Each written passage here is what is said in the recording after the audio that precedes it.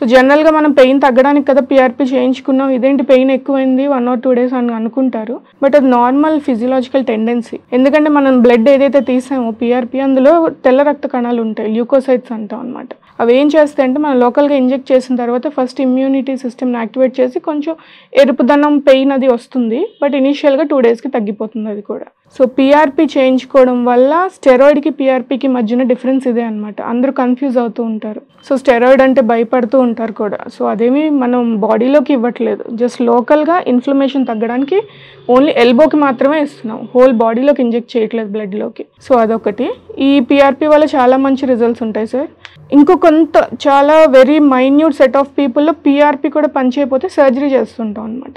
Very minor surgery. అదేంటంటే లోకల్గా చిన్న ఇన్సిషన్, చాలా 2 కుట్లు పడేంత కోత పెట్టి ఏదైతే మజిల్ కొంచెం ఇబ్బందికరంగా ఉందో, అక్కడ టెన్నిస్ ఎల్బోని కాజ్ చేస్తుందో దాన్ని కొంచెం తీసేసి బోన్ డ్రిల్లింగ్ చేస్తాం అనమాట.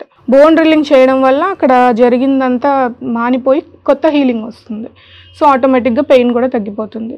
సో ఈ సర్జరీ కూడా మేజర్ ప్రొసీజర్ ఏం కాదు, చాలా మైనరే. ఇమీడియట్గా నెక్స్ట్ డేనే మళ్ళీ మీరు మీ వర్క్కి రెజ్యూమ్ అయిపోవచ్చు. సో యాక్చువల్గా నేను ఫైనల్గా చెప్పాలనుకుంటుంది ఏంటంటే, టెన్నిస్ ఎల్బో అన్నది పెద్ద ప్రాబ్లం ఏమీ కాదు, చాలా చిన్నది ఇనీషియల్గా చూపించుకుంటే. బట్ ఎప్పుడైతే చిన్న పెయినే కదా అని నెగ్లెక్ట్ చేస్తూ ఆ బోన్ నుంచి స్పర్ వచ్చే వరకు వెయిట్ చేస్తారో అప్పుడు సర్జరీకి వెళ్ళాల్సి వస్తుంది అనమాట. సో ఏదైనా ఎల్బో పెయిన్ అనిపిస్తుంది వెయిట్స్ లిఫ్ట్ చేస్తుంటే, లేదంటే ఈ రొటేటరీ మోషన్ పెయిన్గా అనిపిస్తుందంటే ఇమీడియట్గా కన్సల్ట్ చేసి మెడిసిన్స్ వాడితే వెంటనే తగ్గిపోతుంది అది. Okay madam, thank you very much madam.